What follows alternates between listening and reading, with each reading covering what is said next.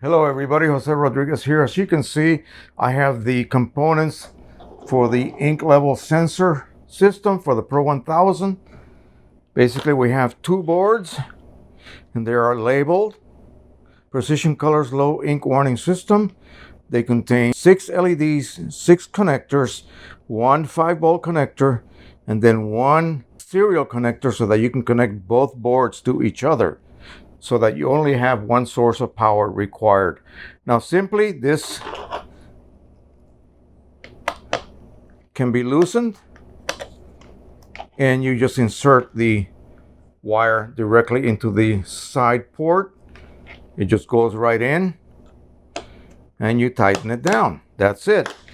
Now both boards will be connected to a single source of power. Here's your 5-volt connector. We're going to go ahead and connect this to a regular charger unit that you would use on your phone or any other USB type device.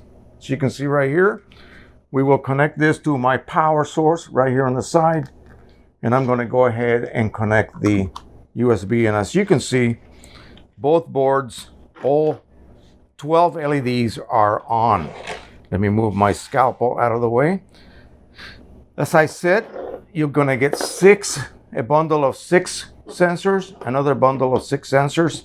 I've already taken one apart, and I'm going to go ahead and plug it into, say, port number 1. When I do that, nothing happens. The LED does not come on here unless I put something in front of it. Okay? And then when I do that, the LED on the board goes off. So it is sensing density, okay?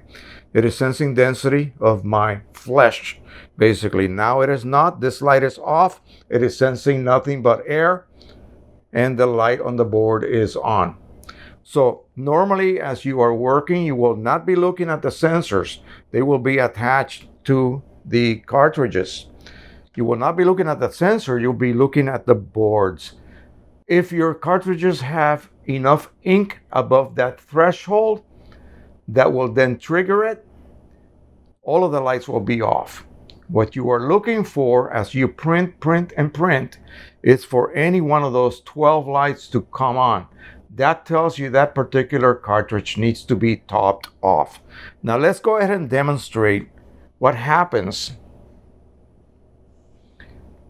with a plain glass of water. Now, the water will represent ink. Now, I don't think this has any kind of a special orientation required. I think it'll work regardless. So as you can see, it is nothing but air behind that glass. The light is off, as it would be when you are printing. And of course, this light is on, saying, hey, that glass is empty. So let's go ahead and lower it. It's beginning to reach the horizon, or the, there you go. So it senses density. The light comes on the sensor. You're going to really much disregard that one, okay? Because your output tray is going to be open most of the time. So you're going to be looking at your light on the board. Notice it is off, okay? All of the lights will be off when your cartridges are full or above that threshold. So as I raise my sensor above that water level, it sees air and it triggers the light. So remember, all of the lights are going to be off. When one light comes on, that means it's time to top off that cartridge. So it seems to be very sensitive. I expected it to be more of a little period, in other words, where it was determining whether I need to turn on the light or not. Maybe it does in actual practice. What I am going to do is I'm going to attach this cartridge to a vise in my shop. Then we're going to have a sensor attached to it. This will be a cartridge that I have already drilled for refilling. And with a syringe and a rubber tubing and a small needle, I'm going to begin to add water, say 5 milliliters at a time, to see at what point does it trigger the lights. In other words, it's going to sense it as being empty, okay, or low in this case. I'm going to add 5, 10, 15, 20, 25. At some point, it's going to say, hey, the light goes off, and I will know exactly when is the light trigger and how much volume of liquid will be found to be inside that cartridge.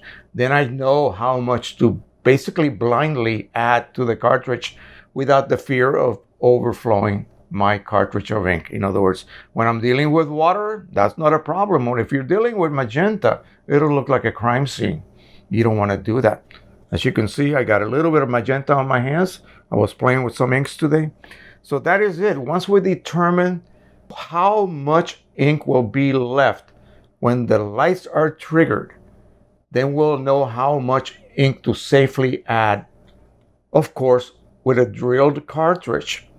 Okay? And remember, 5/32 of an inch, plastic cutting drill, slow RPM so that you do not basically melt the plastic due to friction, and then a very tight fitting plug. And that will prevent any kind of mishaps from taking place. I have not had a single problem so far with any of the cartridges that I have already drilled and refilled. So this is going to be great.